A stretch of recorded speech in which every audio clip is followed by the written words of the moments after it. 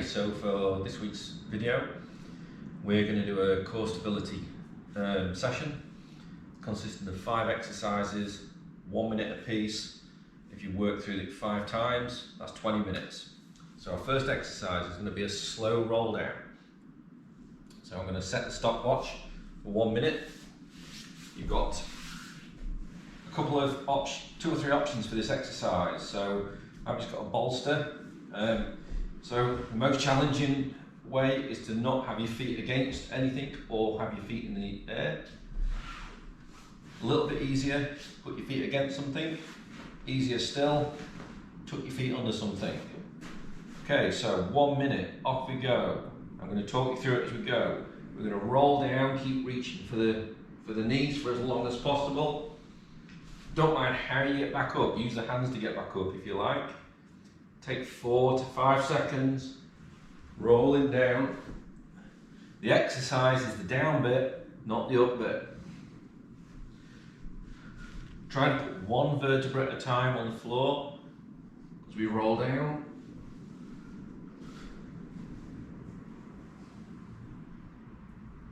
By all means, if you want to do a crunch back up, that's fine.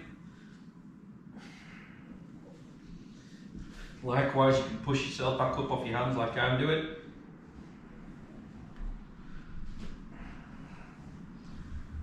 Okay, so we've got around 10 seconds left to go. Nice and steady, just rolling yourself down.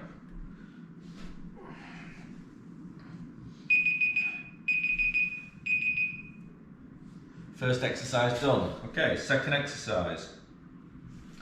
We're going to do an opposite hand or opposite elbow to opposite knee V-sit. So just to quickly demonstrate the exercise, we're going to start in a seat, in a leg position. We're going to come up and reach across the opposite, towards the opposite knee, from the opposite hand, back down again. So it's up, back down. I can aid myself with this hand or not. Okay, so you can do this. Much harder. We can put 1 hand on the floor and switch sides. Okay, 1 minute again. Clock's ticking then, let's go. We're looking to rotate the upper body over the lower body. Drawing the knee up and the elbow across, so they meet somewhere in the middle. How quick or how slow you go is entirely up to you.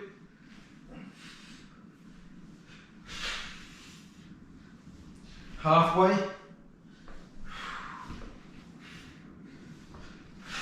Really trying to reach across. So we're getting that upper body rotation. 20 seconds.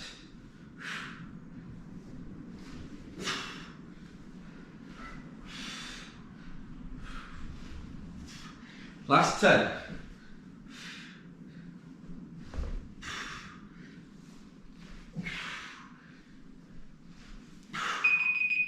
Time. Good job.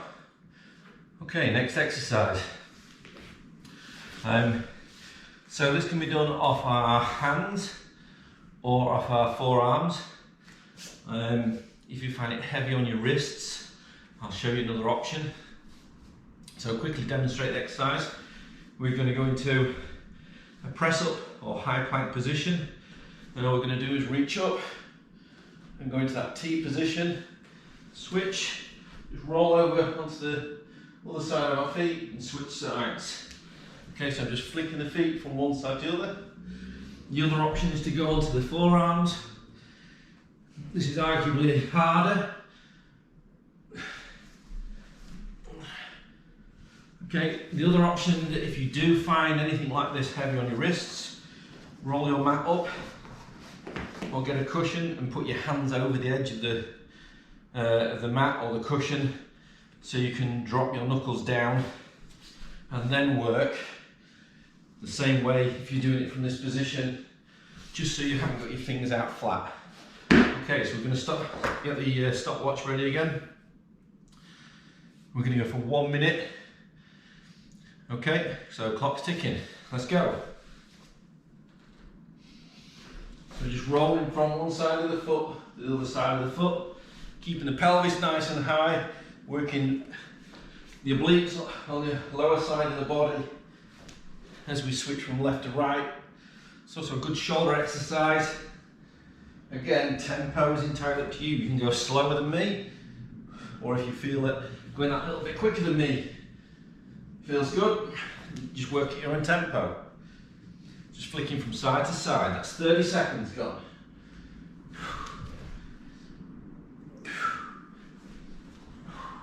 I'll do a few from forearm just to demonstrate.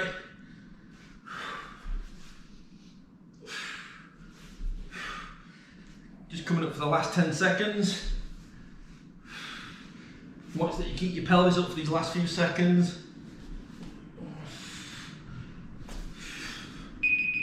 And time. Good. Okay, so that's exercise number 3. We're now going to go into a plank position, but we're going to make it a little bit more dynamic than the average plank. Okay, so we're going to assume that plank position. Again, this can be done from forearms or from hands. Okay, so choose which one you find suits you the best. There's nothing stopping you doing it from a bit of both. So you might do 30 seconds of this, 30 seconds of that, or 10 seconds of that, 10 seconds and move about a bit. Don't mind. Either's good. So again, we're going to go for 1 minute. The difference is this time, so the emphasis is to keep the pelvis nice and stable and high. And we're going to reach forwards as far as you can. So pick a little landmark. I've got this little old bolt on this beam here that I'm going to reach to. And you can see that I'm not doing this every rep. Yeah, my pelvis is staying nice and stable. And I'm going to just keep reaching. So I'm going to set the stopwatch going. And off we go again. 1 minute. Let's go. Little squeeze of the belly button, just to remind your brain where them abdominal muscles are. Don't worry if you don't reach as far as this. It might just be this, or it might actually be just taking some weight out of one elbow, like so, without excessively moving your body. Or it might even be, you might even not get your elbow off the ground. It might be just shifting weight from left to right. We're going to keep reaching if you can. 20 seconds to go. Keep a nice wide stance with your feet.